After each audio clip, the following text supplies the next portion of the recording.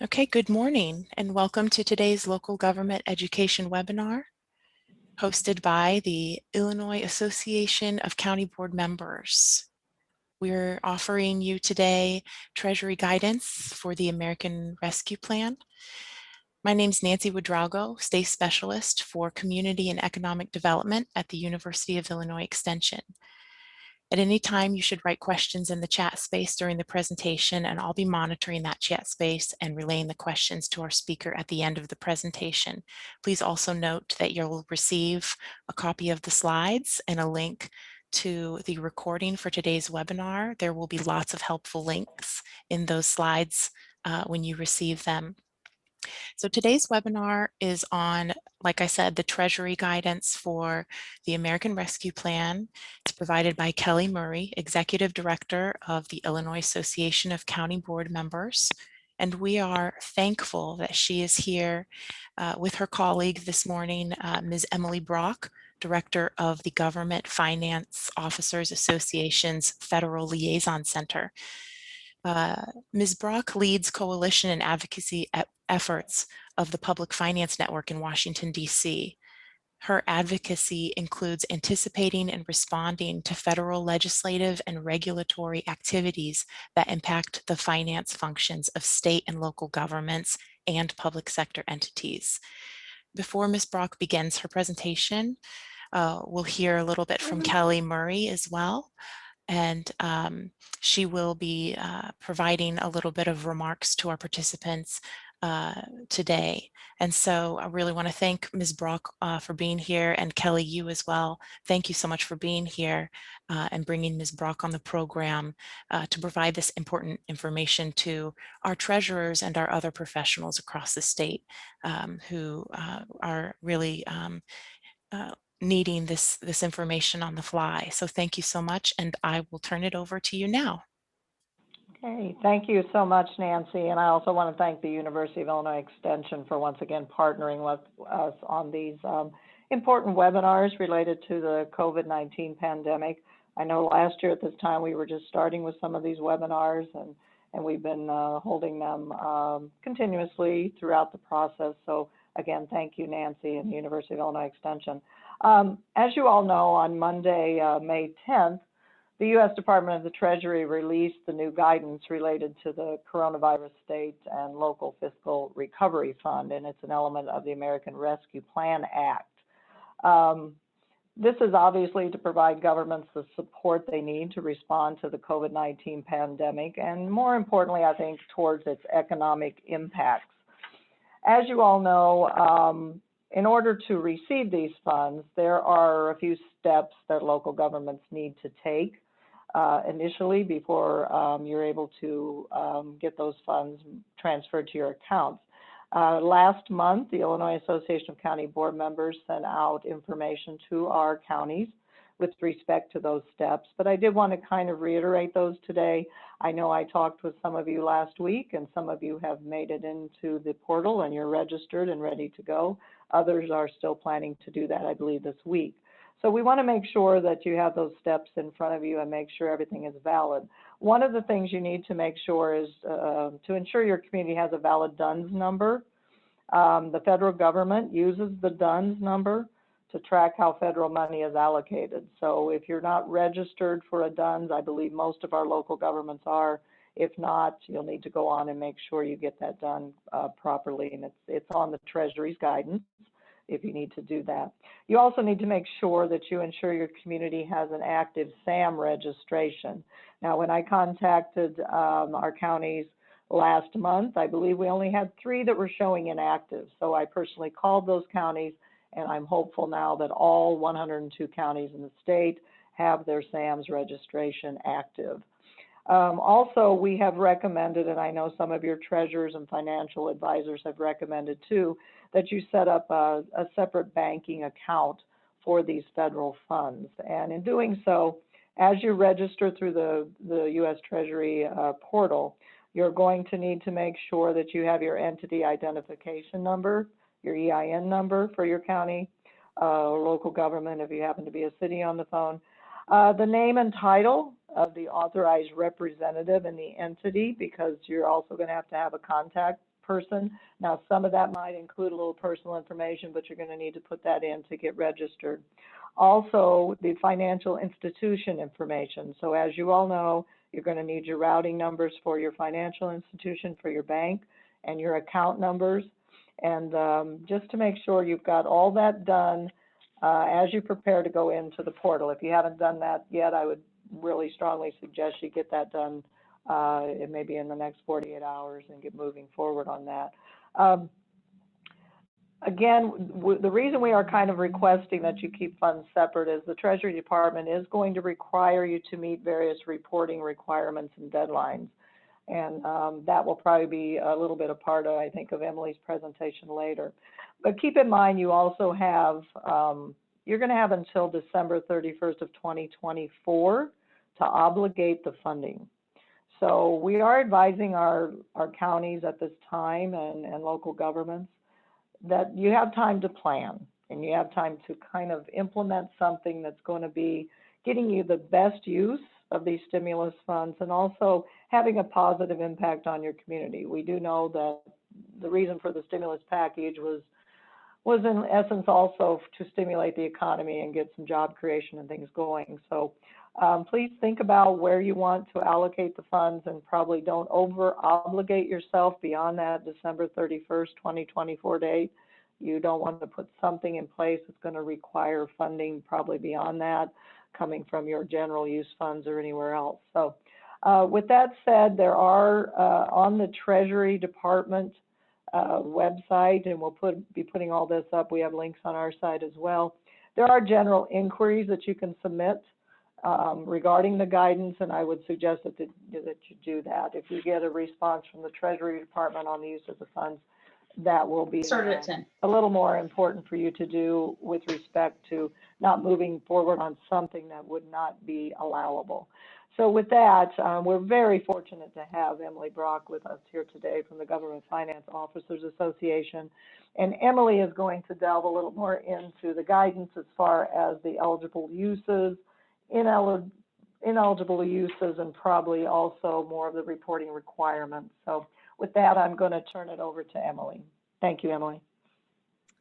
Thank you, Kelly, for the kind introduction. Thank you, Nancy, too. I was just listening to the bio that Nancy gave about the fact that I anticipate and respond to federal action. This has been an absolute sprint a lot of the time. And I understand that there are, right now, there are 220 folks from Illinois counties on the line, and really appreciate your time today, and I'm going to make it worth it.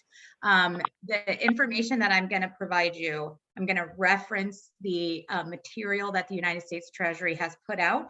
And so throughout the presentation, you'll see page references and specific guidance that really hits to the questions that GFOA members have asked.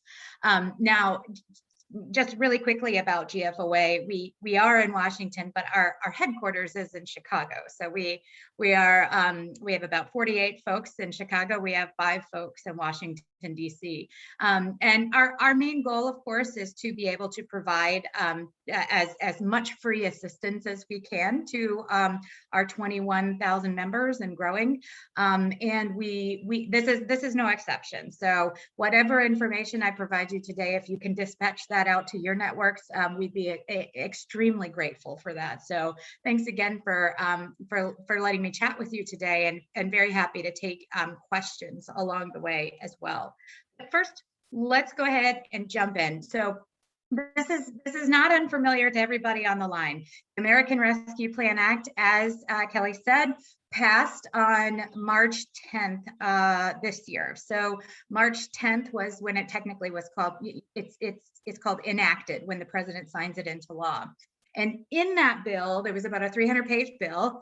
In that bill, of course, is Subtitle M, which we call the Coronavirus State and Local Fiscal Recovery Funds, or the CSLFRF. I can't believe that acronym rolls off my tongue now. It's kind of wonky, it's big, but that's what we have. Now, what's important about the law that was signed is that there are 2 separate sections. So Section 602 are the regulations that apply to state governments, and Section 603 are the laws that apply to local governments. Well, you may ask yourself, well, why would they do 2 separate sections? Well, States are a sovereign, and so therefore there's 10th Amendment constitutional issues there, but also from a local to state relationship perspective, they had to write some idiosyncrasies into the law.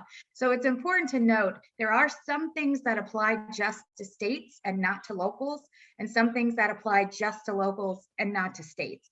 And so there is that distinction in the law there. Ultimately, what was passed was a $2 trillion bill. This is obviously 1.9 trillion total, and a portion of that, $350 billion went to state and local governments. The state portion is the majority of it, or $195 billion. Every state got at least $500 million. Illinois got substantially more, because the distribution formula for the state was actually leaning on the state's share of unemployed individuals to the national economic indicator. So that was a really interesting sort of political discussion that happened where it was a discussion of whether or not population should matter or unemployment should matter, and depending on sort of where the states rank. And as you saw, several governors came out and said, I think it should be population.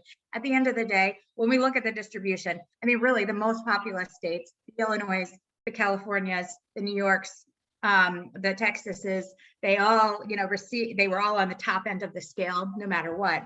But it certainly is an interesting piece of information, because what Janet Yellen has put on top of that is that there is a denominator that she has said you must have greater than 2% of the unemployment share for your state in order to receive the full amount of funding.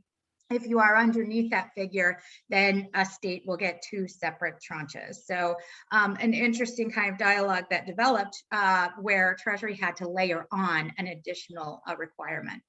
Then let's get to the real part. This is the part that's of course important to us, the local portion. So the local portion is actually kind of easy for the counties. It's $130 billion total. It's split evenly between the cities and the counties. And they rely heavily on the CDBG indicator. So the CDBG indicator in and of itself is the distribution formula for counties. Now, rural counties, urban counties, all counties are applying this distribution formula for CDBG. Now, you may ask yourself, well, what if I have towns or townships or individual units of government inside of my jurisdiction?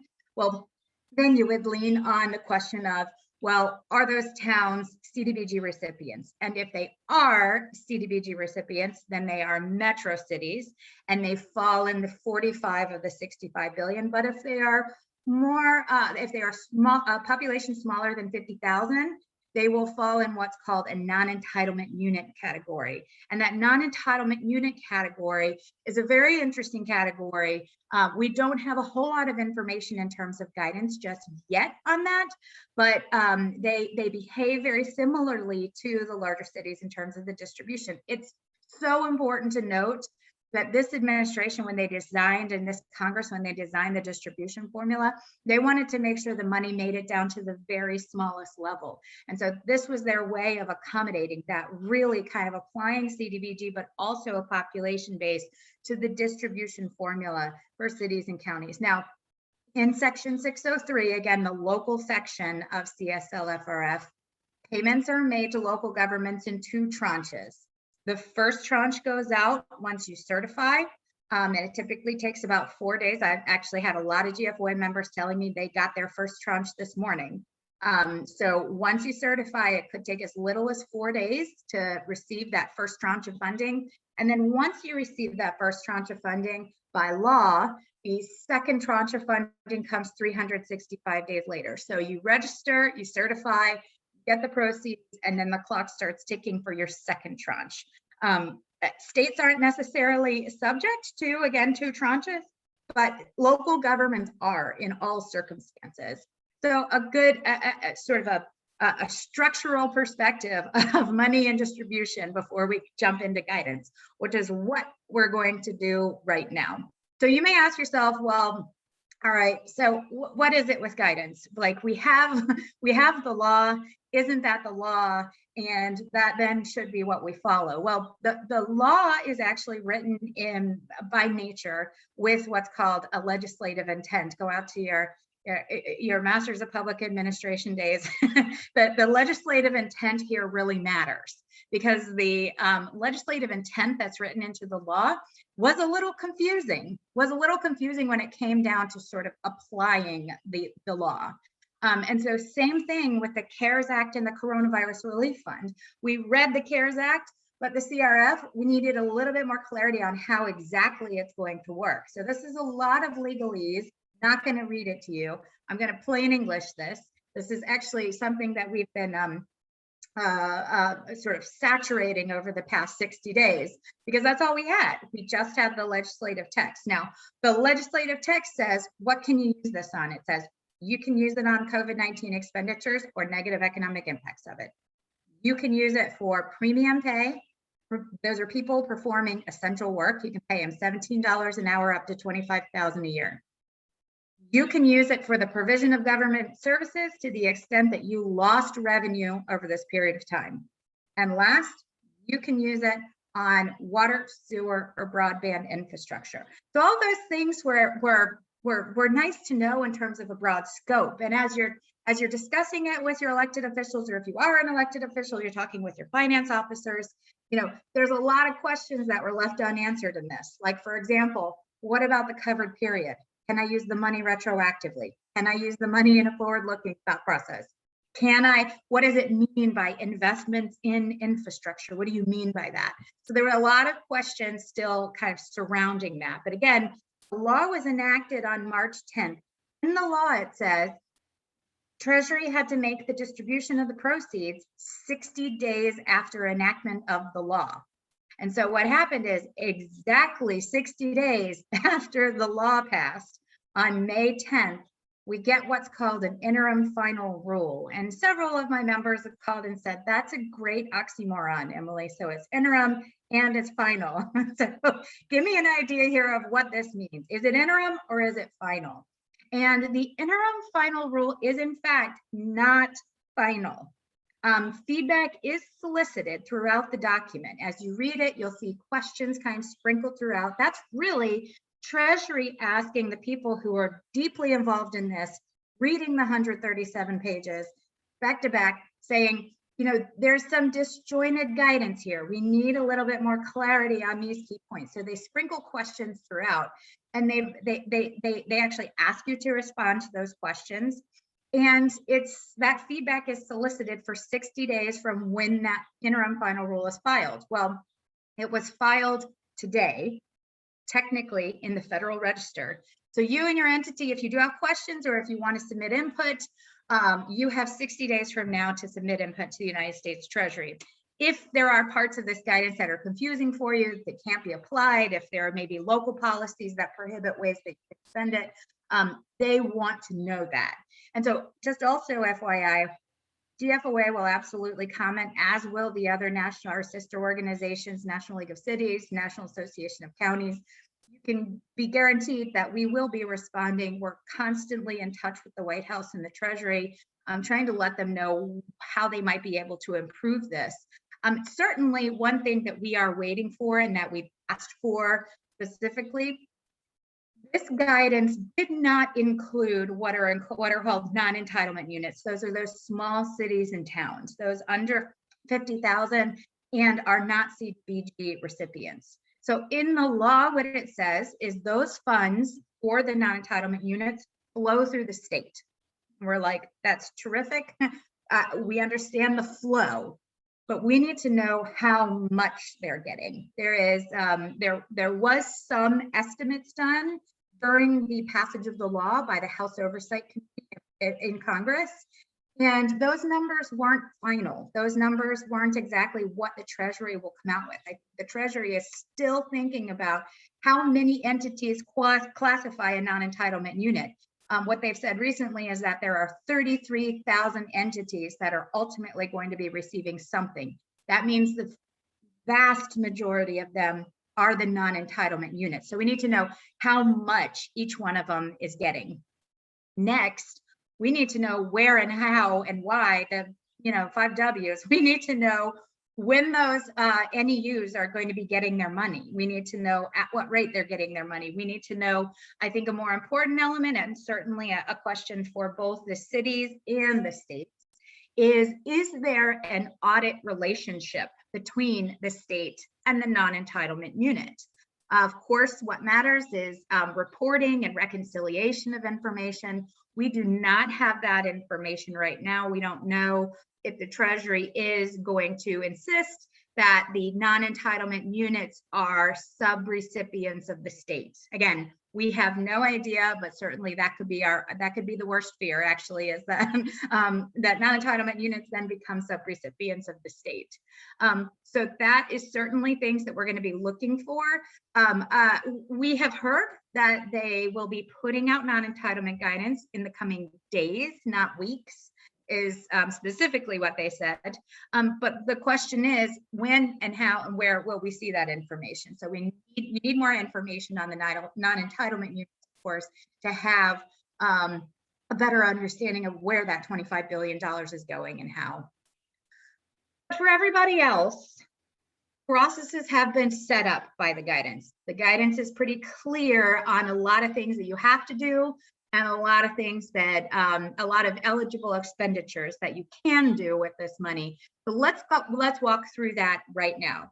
First of all, the first pillar I'm going to cover is sort of 3 pillars. First of all, process and certification. Second of all, eligible expenditures.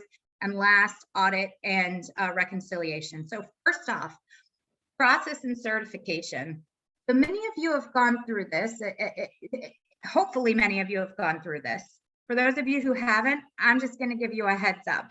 So certification happens through a process called ID.me. United States Treasury has brokered this securities information for a security information firm in order to access personal information to certify that you are who you say you are. So to say it another way, Treasury wants to make sure that they spend the proceeds to the person who they know is going to be responsible for spending the proceeds. So you're going to identify an administrator of the fund. That administrator of the fund is then going to register through ID.me. Now, ID.me asks for very personal things. They ask for social security numbers. They ask for a facial ID scan.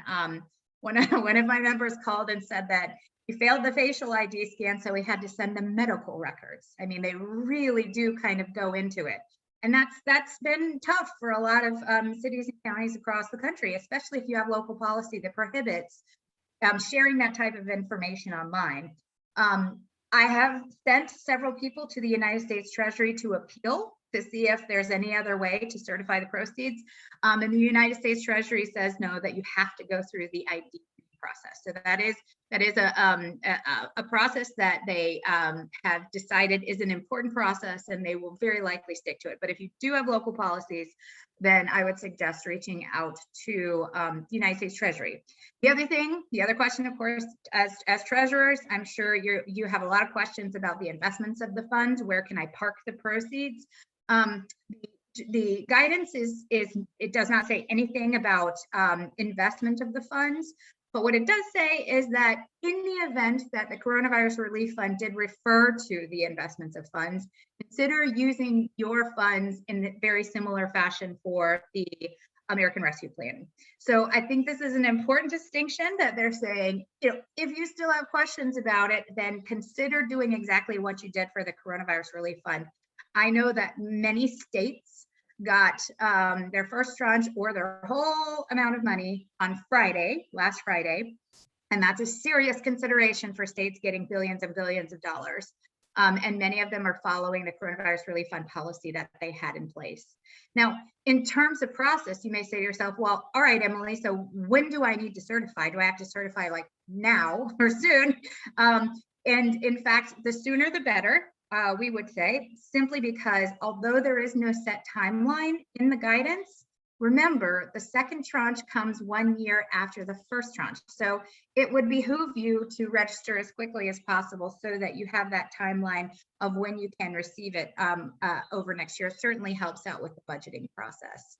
Okay, now the guidance, when we get to eligible expenditures, The guidance has very key sort of pinnacle statements that it says, okay?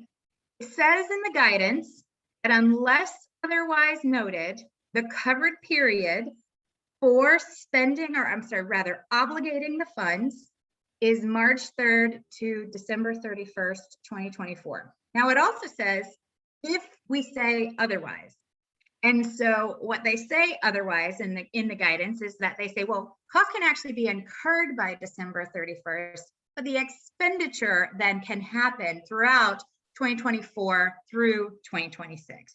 So an important component, in fact, what they say verbatim is that they would prefer, obviously, that fiscal recovery funds is generally forward-looking, but there are ways that you might be able to use the funds both in a retroactive and a forward-looking way. And that incurrence of the funds is certainly one way that they're providing some flexibility.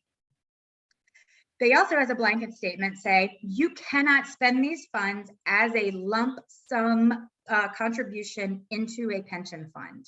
Now, they make an exception to that if you are using these proceeds to spend on salaries or other normal costs, then the benefit portion of that salary payment can be that pension contribution, but you can't take the money as a lump sum and deposit it into your pension fund.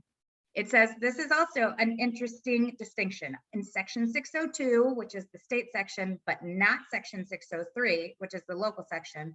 In 602, it says states cannot spend the funds to reduce taxes or to delay a tax increase. Many of you probably have been privy to the conversations about the various attorneys generals of state who have talked with the United States Treasury. In fact, they've sued the United States government, saying that this is against the 10th Amendment of the United States Constitution. Certainly an interesting dialogue about to happen, but that is still something that it doubles down on guidance.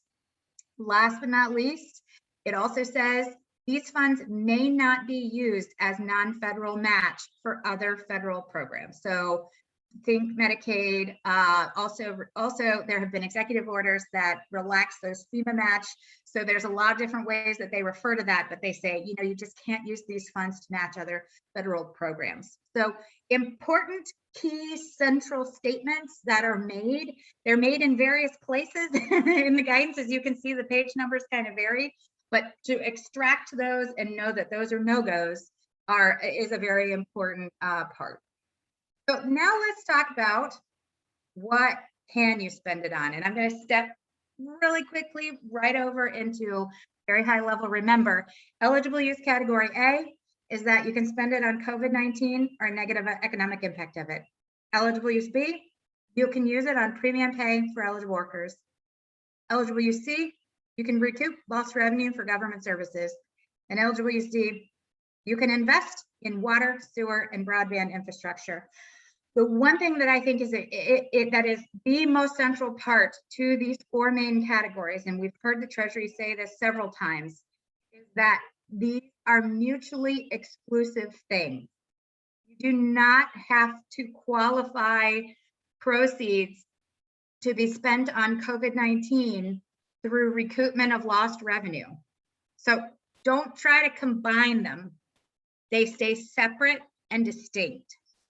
And the separateness is actually the beauty, I think, of the guidance here, because you have a lot of flexibility in A and in B, and they've actually provided a lot of flexibility in your investments in infrastructure. But everyone's kind of thinking about this recoupment of category, this recoupment of lost revenue category, and getting hung up on it and saying, well, wait, I can't get this money, I can't spend it on this. No, look at every single part of the bill in isolation. And that's what those are the permissible uses of the proceeds. So let's talk really quickly about eligible use category A and what they say is allowed as a COVID-19 or a negative economic impact of COVID-19. So again, eligible use category A is what we're talking about now. And the list goes on and on and on in this one. If you want to look and read in the interim final rule, it's on pages 11 to 21. But what we've tried to do for you here is just kind of jot down many of those circumstances where they say this could be used on this. So they give you examples of what it means in each use category. So they say you can use it to contain or mitigate COVID-19, and that could include vaccine programs, PPE. It could include enhancing public health data systems. It could mean, and let's talk a little bit more about, we're going to talk a little bit more about infrastructure down the road, but it could mean infrastructure. It could mean capital improvements in public facilities. So those, of course, are really important distinctions. They're kind of opening it up for you right now to say, these are all in eligible use category A. They also say behavioral health care needs. They've got a significant page dedicated to the mental health and substance abuse treatment, crisis intervention and hotline services to promote access to social services. All of those things are again, these are examples of what they think is defined as behavioral health care needs. Then, and this is an important category, the payroll benefit section, where you might actually have some both payroll and benefits falling into this category. But remember, you've got those folks who are working on COVID-19 response mitigation, whose payroll then is eligible for eligible use category A. So you see this kind of opening up of the ability to use these funds on all of these categories. Now keep in mind, this is just the first part of eligible use category A. The second part is negative economic impacts of COVID-19. So the next slide here is the negative economic impacts of COVID-19. Again, this is precisely what you can spend these proceeds on just right away. You can use it on impacted industries. So a lot of folks at GFOA who participate in our programs were saying, I'm Nashville, I'm San Antonio, I'm Sarasota, Florida.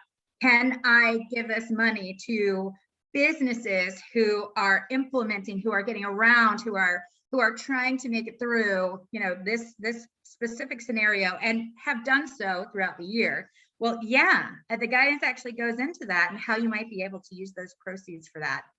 Also, other negative economic impacts include rebuilding public sector capacity and small business support. Those two things in particular, those two categories in particular, they note, in coronavirus relief fund, with those proceeds, a lot of jurisdictions already set up those funds and set up those processes in order to relate to or address the COVID-19 pandemic. Well, what ARPA says and what this guidance says is take those programs, the rebuilding public sector and the small business support, use ARPA now and keep going with it.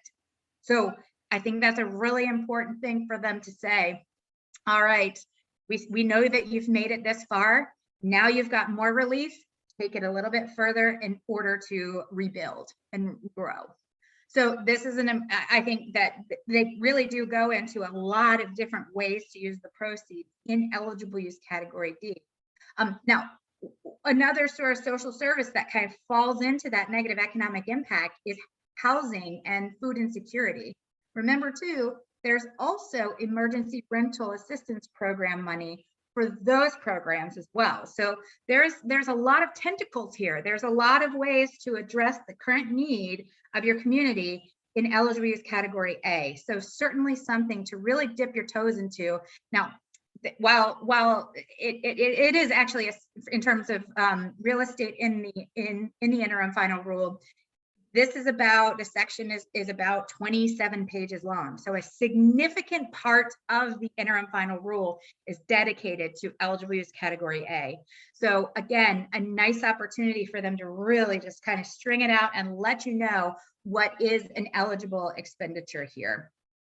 All right, so then again, that's one section. We're putting it off to the side. Now let's jump into eligible use category B, or premium pay. Now, originally, when reading the legislative text and really sinking my teeth into the legislative text, I thought premium pay is actually an easy category because there were more definitions in the legislation than on that section than anything else, right? I knew that premium pay could be $17 an hour. I knew that premium pay they couldn't exceed $25,000 per year. But what I didn't know was who, like the qualification and classification of an essential employee. Now, the way we read the legislative text, we thought to ourselves, okay, well, this probably means that a county executive, for example, might be able to classify whether or not their employees could be essential workers. When you read the legislative text, kind of open, it says, you know, if Emily Brock was a county executive and she determined that every one of her employees were essential because they were they worked through COVID-19 and we needed them to be working through COVID-19, then the executive then could identify the employee as that. But guidance actually opened it up a little bit broader than what we thought we could do. Number one, they say, look, we realize you probably had a lot of people deep in COVID-19 work, dedicated to COVID-19 work in 2020. And so this is a circumstance where you're reading through the guidance and you said, but I thought that they said that the covered period was March 3rd, 2021 through December 31st, 2024. In this section, specifically on the interim final rule on page 45, they say, you know what, you should consider using this retroactively. So if you had employees that were working through COVID-19, then go ahead and assign those dollars and pay them now so that they then are covered. And they also say, even if you did pay them hazard pay last year, you can still use this money for another round of premium pay. So they're exceptionally generous in this section. Now, it does say that the executive needs to make that determination of the essentiality of the workers. But here's what kind of was the big surprise about this one. They actually said, not just the employees of the county, but also you can just write grants for workers in other economies, in your economy, but outside of the government, in order to cover them for this premium pay. And they go into a lot of description on page 43, 45 about it can be workers at food production facilities, grocery stores, restaurants, janitors, sanitation workers. It goes on and on and on. It really just says, and even if they're contractors working for the government, you do that too. So, I mean, they make a lot of exceptions here. In terms of real estate in the guidance, premium pay doesn't have a whole lot of pages. It just is pretty simple. They're saying you can cover retroactively, you can cover city employees or county employees, and you can provide grants to other people in other sectors who are essential workers. And so I think that essential worker designation becomes especially more important through the guidance. So again, an interesting part there that is in and of itself a section of what are eligible expenditures. So that is your premium pay section. So I'm going to put that on a shelf and move on to probably the most vexing part of the guidance, the recoupment of revenue. And when I talk about the most vexing part of the guidance, really what I'm saying is, remember, my constituency is finance officers. So we're all thinking in fiscal years, and we're talking, I mean, there's a lot of sort of categorical information that we provide at intervals that the recoupment of revenue calculation has really shaken up. Because what they're saying here is, you know, we're going to ask you to recognize revenue, and then we're going to recoup that revenue, and then you can only spend it in certain ways. So there is a lot of exceptional questions that kind of come up in this recoupment of revenue category. But again, remember, this in isolation is eligible use category C. And the important part about the guidance, as you're going through the guidance, is you're looking at the guidance and you're saying, okay, recoupment of revenue, if this is one of the categories that I want to try, that I think that my jurisdiction has the best shot at, because I really do have a lot of revenue I need to recoup on government services right now, then these are the three things that you need to collect. You need to collect your base year revenue, which is 2019 actuals for many. It could possibly be 2020 actuals if you have a calendar fiscal year. But remember that base year revenue is the starting point, the base year revenue from which you make projections through 2023. Then you have to calculate the extent of the reduction in revenue. So you have to have a better understanding of how much you're going to grow, and more importantly, how much you didn't grow based on the expectation. So let's really break this one apart. This is an interesting calculation and certainly an interesting interpretation of the legislative intent here. So again, like I said, you have to figure out your base year revenue, and then you need to project that base year revenue every year through 2023. But right on the outset, the guidance says, now hang on a second, before you get too far ahead, we are not saying all revenue counts. We are also, the guidance goes pretty far into saying, you cannot look at revenue as a source by source comparison. You cannot look at your zoo revenue and how the zoo revenue went down dramatically and replace the revenue in the zoo as a source. You can't look at your ports and say the revenue on my ports went dramatically down. What they're saying is you have to include all of the revenue of the government. And the reason for that is because they can rely heavily on the Census of Government's data. So the Census of Government's data is the information that the census puts out based on financial information for states and local government. So the Treasury said, we can't start from the ground up here. We've got to lean on something. And so what they lean on is the guidance provided by the Census of Governments.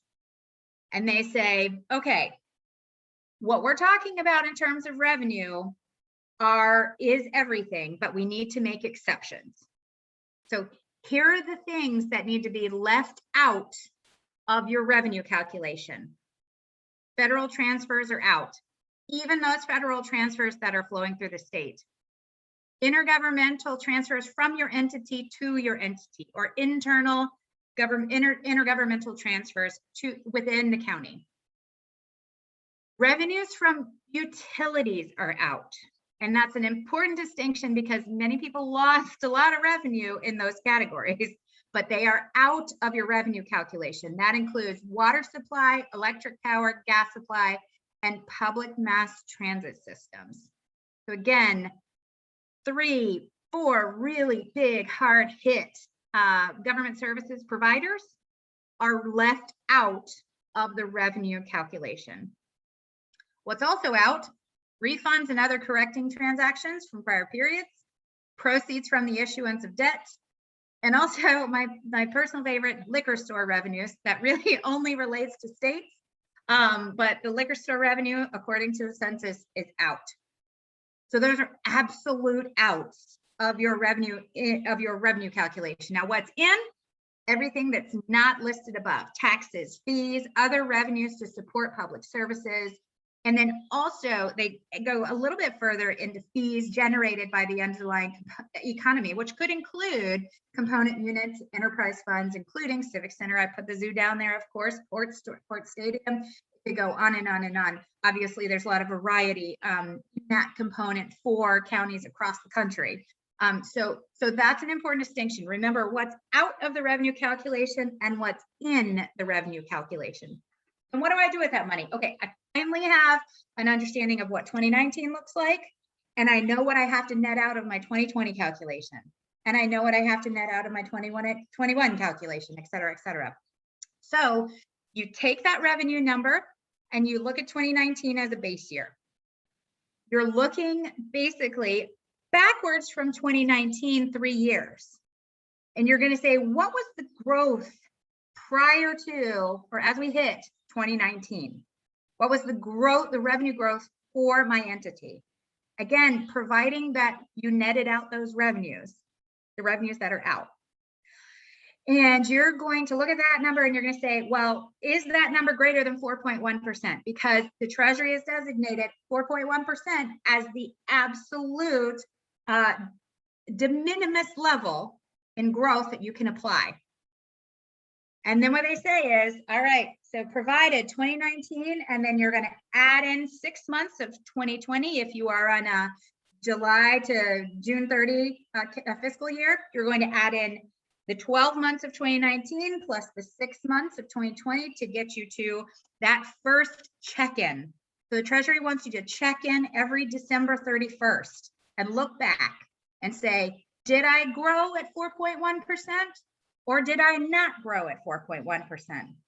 If I actually had a multiplier higher than 4.1%, did I grow by that much? And if not, the differential there is what you can recoup. And that is a distinction that they make pretty clear in the interim final rule. So good reading for you there. I've been stuck on page 57, 58 for quite some time, but that's the process by which you're going to recoup the revenue. Now, one question the GFOA members have asked, a great question. What if I make more than 4.1% growth? Well, then your collection is 0 for that year. So you do not collect if your revenue exceeds the expected revenue of that 4.1% growth. And then so on the back end, you've collected the revenue. What can you spend it on? And what the guidance says is you can spend it on quote unquote government services. And they have a really intergenerational equity kind of definition of government services. They say, spend it on the things that provide direct services or aid to citizens. So spend it on the thing that applies to Emily Brock right now, which includes pay-go. You might be able to cash finance or cash fund portions of capital projects. So other things that they note, you can use it on cybersecurity, healthcare services, school or education services, fire, public safety. You can on and on and on and on about public services provided right now. But what they do say is that those are the services provided right now. If we're talking about the past, AKA if we're talking about debt service, forget about it. Do not spend the recouped revenue on debt service. They say absolutely not. That's outside of the definition here. They also say if you have recouped this revenue, don't spend it on future stuff either. Do not spend it on reserves or rainy day funds. Spend it on the now, and that it can provide services or direct services or aid to citizens. So it's certainly evolving. We're having this conversation, applying it more frequently in certain circumstances to GFOA members. We're calculating things. We're having fun with that right now. And we will be providing a bit more information to our members in 2 free webinars at the end of this week. So recoupment of revenue, again, a vexing issue, but certainly one to kind of keep an eye on as it might evolve. So last but not least, eligible use category D. Again, I've taken my eligible use category C, put it on the bookshelf. Now I'm talking about eligible use category D. They say you can use this money on water, sewer, broadband infrastructure. And what's great is that they go into what investments in means. So investments in has a really huge definition too. Building, upgrading facilities, transmission, distribution, store systems, including the replacement of lead service lines. Engineering, planning, like all of the things that go into building or upgrading facilities. And in terms of what projects can and are in and what projects are out, they're staying pretty close to the definition. Water, sewer, and broadband infrastructure. They include stormwater in that definition in the guidance, but everything else is excluded. So water, including stormwater and clean, safe drinking water, and then wastewater, and then broadband. So consider those big categories as those things that you can invest in. Now remember, again, those funds have to be obligated by 2024 and expended by 2026. So keep in mind the RFP process, everything, getting ready for those big projects. Many of those projects have to be ready to go. It's a quick turnaround for capital projects, but certainly something that they're giving a little bit of flexibility to in the guidance. The broadband infrastructure question, probably more of a state issue or communities that are coming together. One thing that they say is that they need for the broadband infrastructure to have a specific download and upload speed capacity. It has to be 100 Mbps and download and upload. So all of those that basically says, well, don't invest in something that's yesterday's technology. Invest in something that's tomorrow's technology. And they describe a little bit more about why they really want, obviously, for digital literacy to be improved in communities, and that fiber optic investment then becomes something that is a national network. It doesn't leave communities out. All of those things were things that they went into in great length in the guidance. So great stuff that we got. Now, the last thing I wanted to report on is those audit requirements that they're going to be asking for from you. Remember, we don't have any information on the non-entitlement units, but these audit and reporting requirements may apply to them as well. Paying attention to what those are is an important thing. One of the first questions, of course, we asked Treasury when we saw the legislation was, is this Single Audit Act or not? Because if we are applying Single Audit Act to a lot of entities that have never done it before, have not participated in single audit, then there's a lot of instruction, there's a lot of need for more information between and among constituencies here. So they do say 2 CFR 200 is the law of the land. Single Audit Act does apply in this circumstance. We're still waiting, of course, Yellow Book guidance and any instruction from the GAO, but they're aware that we are awaiting more information from them. But let's talk really quickly about what the Treasury wants to hear from you. Number one, they want to have an interim report that's due relatively quickly. What are your plans for this money? You may only have the plans for the first tranche, which is half the money anyways, but they want to know sort of big summary levels. Are you using it on payroll? Some of the big categories will be COVID-19, infrastructure, recoupment of revenue, and premium pay. They're going to want you to have those broad categories, but even more, if you have specific projects that you're using, broadband infrastructure is a big ticket item. If you are using broadband infrastructure, they would be very interested in knowing that. That's due relatively soon, obviously. Then, a lot like the Coronavirus Relief Fund, they are going to be looking for quarterly projects and expenditure reports. The minimum denom that they've asked for is the subawards over 50,000. If you are a big county, that's a lot of reporting. And we've been working with Los Angeles County right now, actually, to try to ask the Treasury if they're willing to up that subaward minimum number quite a bit so that it would accommodate the larger counties. But then in addition, they're also going to want to know types of projects funded. This is going to be a very grant solutions type of information. There's going to be spreadsheets. There's going to be identification of subrecipients. There's going to be identification of beneficiaries. There's going to be asking for a lot of information in those quarterly projects reports. So pretty intense period of audit coming up, actually, with regard to ARPA. And then last but not least, these are the questions, this going back to your MPA course. What are the performance indicators and objectives of ARPA? What are they? They are responding to COVID-19. There is sprinkled within the guidance quite a lot about climate change and ESG type stuff. There's also a fair amount sprinkled in the guidance on equitable service delivery. So I would imagine that we would see some performance indicators in those categories, certainly COVID-19, but also climate and ESG, and possibly equity in service delivery. So some of those things will come out in those performance objectives. We're going to have to report those every year on July 1st. So get ready for that as well. Last but not least, in the guidance specifically, they have absolutely identified nonprofits and, for example, public corporations that are multimodal transit corporations. Those are subrecipients of the recipients themselves. So that audit relationship has been set up in the guidance. An important distinction that they make there.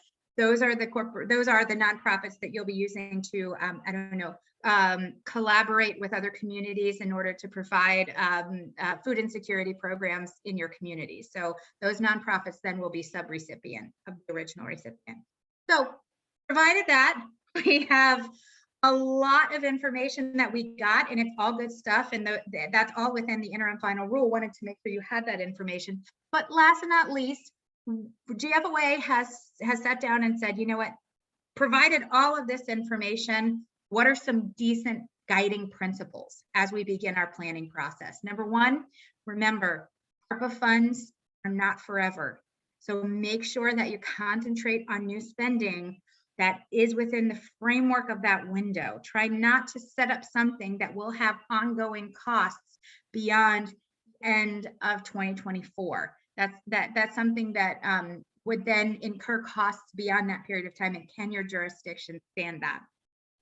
Second, there are so many tentacles and so many ways that you can spend this money.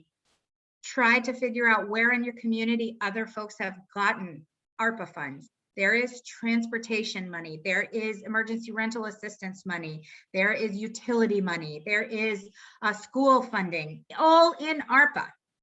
So before you go ahead and just try to, assign money to different various functions, those other functions may have also be ARPA beneficiaries.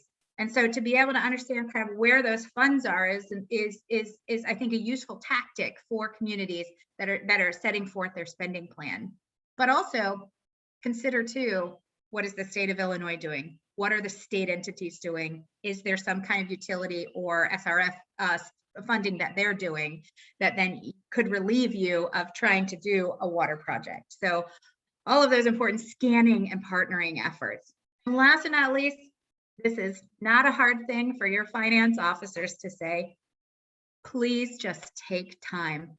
We know that there is a limited window here, but there's so many eligible uses. There's so many opportunities here that the time and careful consideration is something that we're noticing GFOA members are continuing to talk with their folks about, to say, let's look really at all of the different facets of what we can spend this on and think about what might best help our community. And so these guiding principles are things that GFOA members have used when talking with their elected boards, and continue to revisit as you're getting your first tranche of funding here in the next couple of days. So certainly an exciting time for everyone. I just want to thank you again for your time. I think I've hit the very end of our time together, Kelly, but just wanted to turn it back over to you.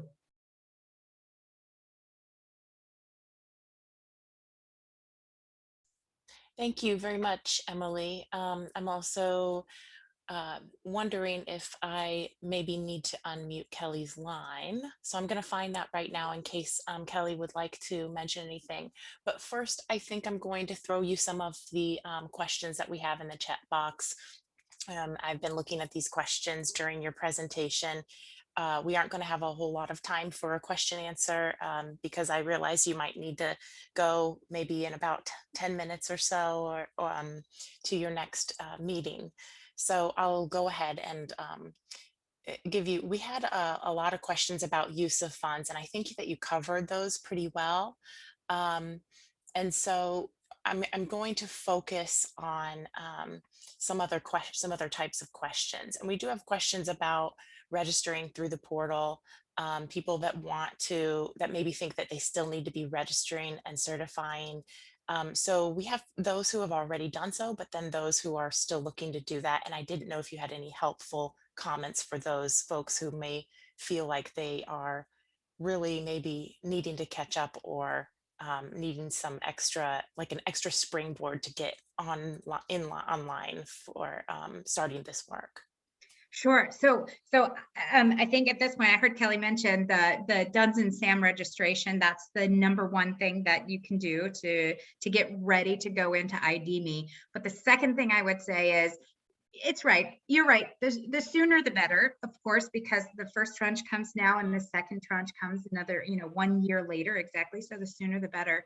But I think a key point here is that you do have to collect information about yourself as the administrator. That's an important part. You have to be ready for that. You have to sort of constitutionally be prepared for that. In addition, through the registration process, they require an authority to authorize the transaction. So you will have to have, if you are a strong mayor government, you will have to have your mayor certify.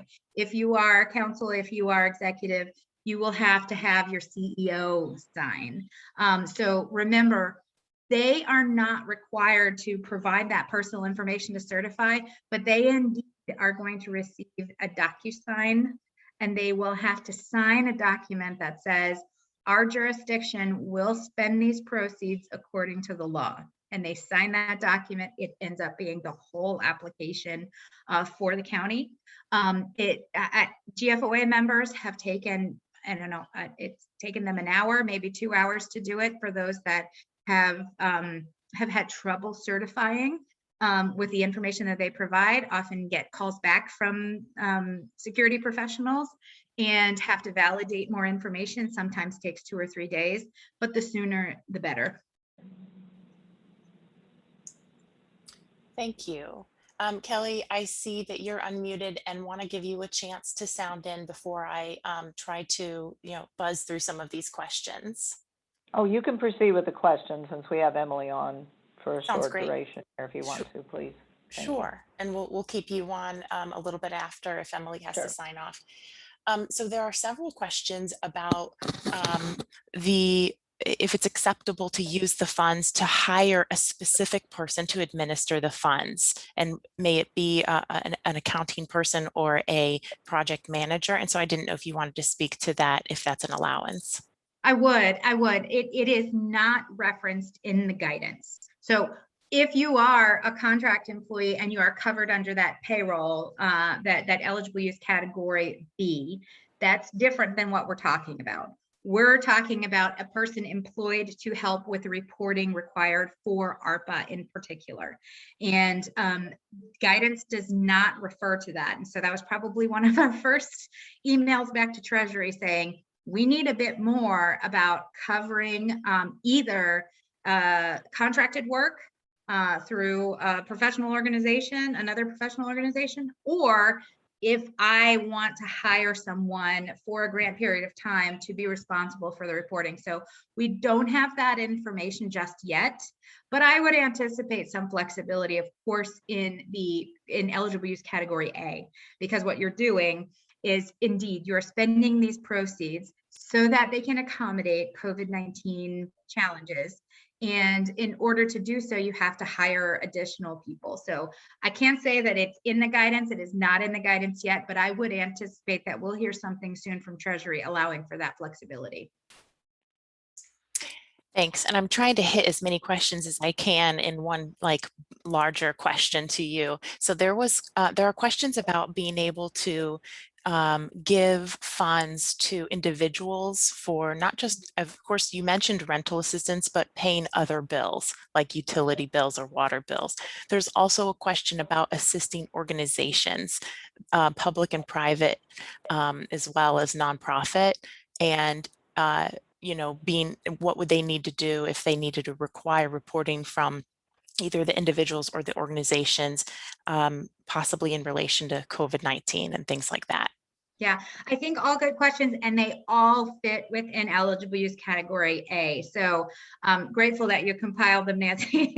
So in eligible use category A, remember it's COVID-19 expenditures or negative economic impacts of that. And that includes individuals in your community who are food insecure, who have other challenges meeting, processing, paying bills. All of that fits within your eligible use category A. And I would encourage you to revisit that in the interim final rule, because it does, again, it provides a lot of flexibility for that. Now, in addition, when you go into the business assistance part, this is 27 pages, so it's a substantial amount of information. In the business assistance part, they say, of course, it has to be sort of because of COVID-19, but in your tourism areas, for businesses that are struggling because of it, they do allow for grants or an extension of maybe what was already set up through the Coronavirus Relief Fund. You can extend that now. You can provide that services. You can provide those services. So a lot of good sharing with other communities in Illinois. Probably we've noticed throughout the GFOA membership that there are a lot of different communities that have set up these types of programs through CRF. and are going to be extending them through using the ARPA funds.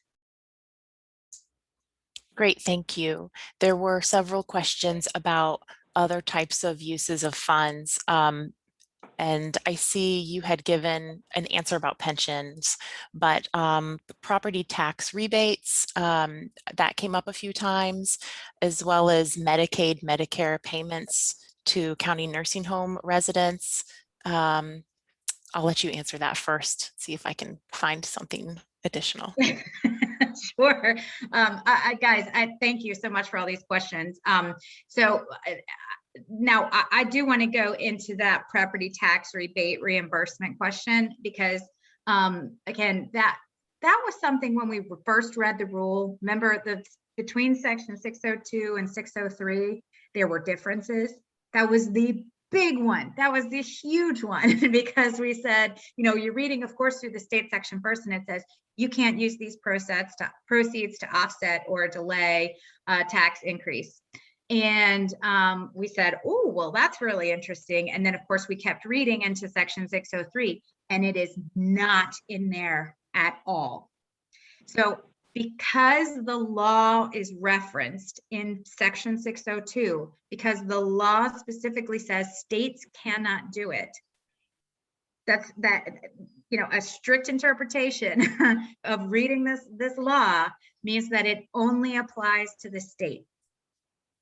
And as you go into the guidance, I found it a great exercise to read through the guidance and really just pick it apart and say, are you sure you don't mean locals? Are you trying to cram locals in there? I mean, is there a possibility that might apply to locals? And throughout the guidance, they strictly reference the state. There is separate reporting for the state to make sure that they don't do that. The states will be audited at a period of time that the Treasury will actually inspect and make sure they haven't delayed a tax increase. I mean, there's a lot of provisions in there that they're saying states cannot do this. They do not say anything about locals being a part of that in the guidance. And that distinction there does allow for some flexibility for locals to make sure, if when we're talking about property tax rebates or reimbursements, that those aren't a part of the guidance. So therefore, they're not prohibited. I see. There was some language the last time about the states not maybe not locally, but the states not being able to do tax cuts. And I just wonder if that question is maybe in relation to possibly looking at workarounds. So thanks for clarifying. I see you're nodding. So you kind of, this is maybe the assumption that it's going to be difficult to use the funds for that reason.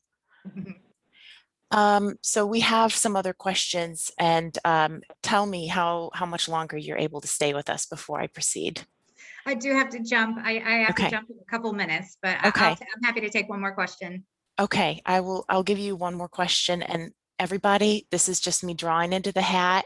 And so maybe I'll also ask you beforehand, do you have, are you comfortable with sharing some contact information for maybe if people want to send a general information email, and maybe you could put that in the chat box while I find this last question.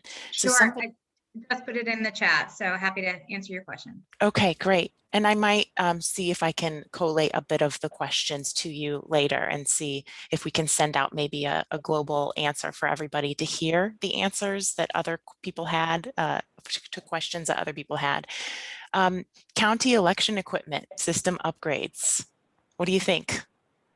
So county election equipment right now it falls within the parameters of COVID. So I mean, there are elections that need to occur, and you are still operating under pandemic executive order, whether it's through your executive or through your county.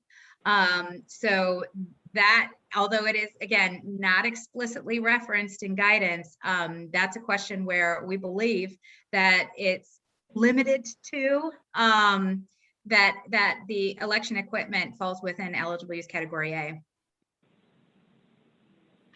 Okay, we have an interesting question, and I'll use this as the last one. Can non-entitlement communities use Treasury funds passed through Illinois to match federal grant programs? So they're very specific about that. The federal match on other federal programs is a prohibited use of ARPA funds. So that's a blanket statement that they make in the interim final rule. They say you can't use these on federal match programs, such as, they even say Medicaid. Now, what we found in certain communities, and certainly in the designation of those federal funds, is that sometimes the federal funds flow through the state and then get hung up at the state, and then they flow down through the counties to the ultimate beneficiary. And so it's important to remember to flag those monies that are coming from the federal government, especially if there is a match component, because that is an explicitly prohibited use in the guidance. Okay, I want to thank you so much for coming on today. I want to give you just a moment to give anybody any takeaways that you might have in the back of your mind as a sounding off. Well, it's been a treat, and I apologize I can't spend more time with you guys, but certainly happy to chat with you if you send me an email. Now, the one thing I would say too, again, we are working with the interim final rule. As I said, that's an oxymoron in and of itself. It is not final rule.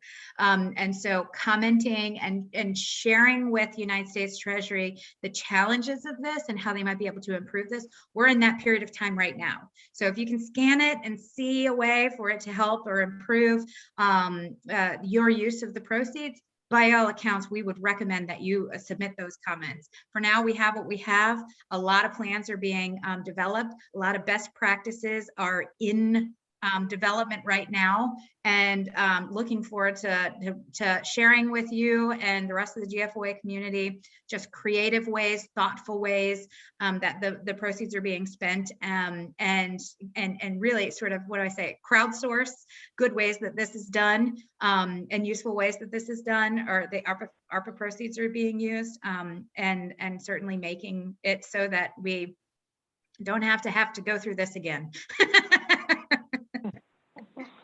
Well, thank you so much, Emily. It was just a pleasure to have you on. We're just so very grateful for you to come on the platform and virtually visit our Illinois leaders today to help us understand the new set of rules as they're evolving. We really appreciate that. And Kelly, we can stay on for a few more minutes. There are people who are also getting off of the call, but there's plenty of people still on the call. And if you want to give some comments, maybe you saw also some questions that you want to address. Oh, no, Thank you again, Emily. I just want to also thank Emily. Thank you so much, Emily. And I'm going to do a plug here. If you, as financial officers and treasurers and others, are not involved with the Government Finance Officers Association, I would strongly suggest you do so. They provide a lot of resources to their membership. So again, we want to thank Emily for joining us today, and also willing to take some questions as we continue to monitor the federal efforts on this new funding, as she said, and she's at the forefront. We know that, and she's looking out, obviously, for the best interests of local governments, especially when it comes to the financial measures. So thank you so much, Emily. Thanks, guys. My pleasure. And also, as my last comments, I'd just like to reiterate a little bit of what Emily said. As our county governments start looking at the expenditure of these funds, please remember you do have a time frame, but you also have time to not react quickly, and to utilize these funds in the best manner for all the citizens of your county. Keep in mind, as Emily mentioned, there are other funds out there that are providing homeowner assistance, emergency rental assistance, small business, still COVID initiatives. There is money available for certain aspects of your community, and some of that also coming through the new coronavirus relief efforts by the federal government. So really sit down, make sure you're not doing something that's duplicative of what is available to certain aspects of your community, and take the time to sit down and see what could have a broader I think, a broader impact for all your citizens. And as you have questions, please get a hold of us. We're here to help you. And we will, on our website, we do have a box right on the homepage. We're putting up a lot of these links and different things for the Treasury guidance. Sometimes you go to the federal site, you have to search for a while. So we're trying to fine tune that. By the end of the day, we'll have some more links up there, maybe that will direct some of the answers to your questions you have today as well. The allocations for the cities and counties are up there, along with, if you need registrations, like we said, for your Duns and Sams. And again, as Emily mentioned, we were getting questions about the personal information, but you are going to have to put that in to get registered and start receiving the funds. So again, thank you to the University of Illinois Extension, and we will be having some working group sessions on this amongst our counties and our county chairs coming up in the future to share some experiences on how they're expending the funds. So we'll be broadcasting that to you soon. Thank you. Thank you, Emily. Thank you also to you, Kelly. Thank you for getting the program organized today and coming onto our platform and co-hosting with us. Just really want to thank everybody also for their great participation, and just to know that you can visit our website to see future webinars and also to see our archives, which will contain the recording for this session as well. And that's at go.illinois.edu/LGE. Really want to wish everybody the best Monday, and look out for the follow-up email from me. And many, many thanks to you all. Thanks again, Kelly. Thank you, Nancy.